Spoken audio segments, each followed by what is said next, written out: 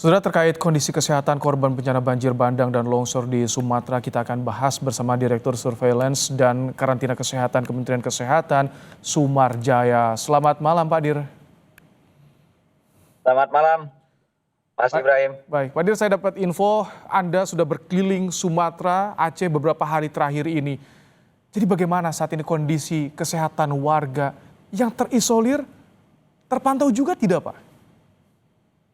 Ya, pertama saya ingin memastikan dulu ada dua hal sebenarnya yang harus kita lakukan selaku Kementerian Kesehatan dan sektor kesehatan.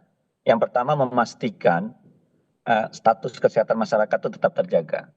Yang kedua, bagaimana memastikan layanan kesehatan tetap berjalan. Itu dua itu, maka harus kita perhatikan fasilitas kesehatan, tenaga kesehatan, dan juga obat-obatan logistik kesehatan.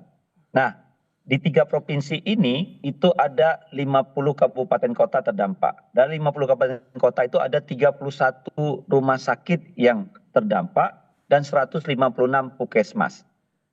Nah, namun pada saat ini itu sudah beroperasi, ya, yang belum beroperasi itu dari 31 rumah sakit hanya 6 rumah sakit yang belum dan 41 puskesmas yang belum. Dan untuk logistiknya kami sudah mendistribusikan. Jadi kita Pak Mas Ibrahim itu mendirikan klaster kesehatan dulu di setiap provinsi. Nah, komandonya ada Kepala Dinas Kesehatan Provinsi. Nah, tugasnya apa? Memastikan bagaimana keluar masuk logistik, daerah mana yang terdampak, daerah mana yang dibutuhkan penanganan tenaga kesehatan dan selanjutnya. Seperti itu. Untuk wilayah yang terisolasi bagaimana, Pak Dir? Tadi liputan tim kami di Biren, listrik di rumah sakit padam, Pak Dir. Obat-obatan juga terbatas.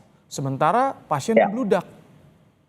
Ya, jadi kita memasukkan, jadi di 18, memang yang parah itu kan di Aceh ya, Mas Ibrahim. Jadi di 18 kabupaten kota, memang yang terparah itu di Aceh Timur, ya.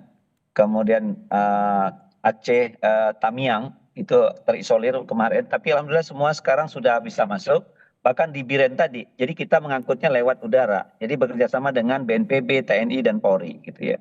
Jadi kita masukkan kebutuhan apa ini. Dan saat ini semua sudah terlayani. Saya pastikan semua sudah mendapatkan bantuan logistik kesehatan dan pelayanan kesehatan. Jadi kita memberangkatkan melalui udara juga, laut juga. Nah, yang khusus di Aceh, Lok Semawe, dan juga di daerah terisolir lagi Aceh Timur, itu kita sekarang melalui lewat udara dan juga lewat laut. Jadi dari Banda Aceh lewat laut Lok Semawe seperti itu. Ini Jadi memastikan, saya pastikan, Pak Dir, untuk memastikannya bagaimana? Karena di lapangan mungkin banyak juga yang belum tersentuh. Tadi ada wawancara juga perawat yang begitu sulit mendapatkan obat. Bahkan hanya obat masuk angin saja yang tersedia di fasilitas kesehatan. Banyak obat yang terendam banjir, sementara air bersih kurang juga di sana, Pak Dir. Ya, betul sekali. Memang persoalannya kan masalah air bersih, kemudian komunikasi dan akses dan gitu ya, yang susah. Nah, tadi saya lihat foto tadi itu kan di Rumah Sakit Langkat. Memang Rumah Sakit Langkat itu adalah terendam air. Itu di Sumatera Utara. Itu masih 1,5 meter. Kemarin sore aja itu sudah masih 1,5 meter. Nah, pasien-pasien yang di sana kita pindahkan ke rumah sakit terdekat sekitar 10 kilo dari sana. Itu namanya rumah sakit swasta yang memang kapasitasnya itu sampai 300. Jadi semua itu yang di sana itu bisa tercover ke sana sambil menunggu air surut gitu ya. Nah, tadi terkait dengan penyakit yang muncul, kita juga dari rumah sakit Tanjung Pura namanya kalau Kabupaten Langkat itu yang ini tuh kita buka posko namanya di depan itu. Saya tadi lihat itu tuh saya datangi itu bersama dengan Rumah Sakit Adam Malik memberikan layanan kepada masyarakat.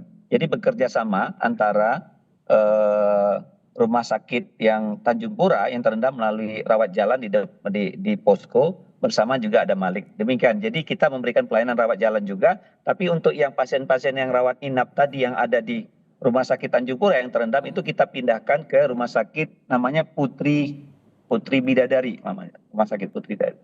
Baik, ini tentu banyak yang berharap bisa segera teratasi karena soal kesehatan warga ini yang menjadi prioritas, Pak Dir. Pak Dir, terima kasih di tengah tugas juga memantau pasien di sana, menyempatkan menyampaikan informasi dalam program Kompas Malam hari ini. Terima kasih Pak Sumarjaya, Direktur Surveillance dan Karantina Kesehatan Kementerian Kesehatan. Terima kasih, Pak Dir. Saudara, seorang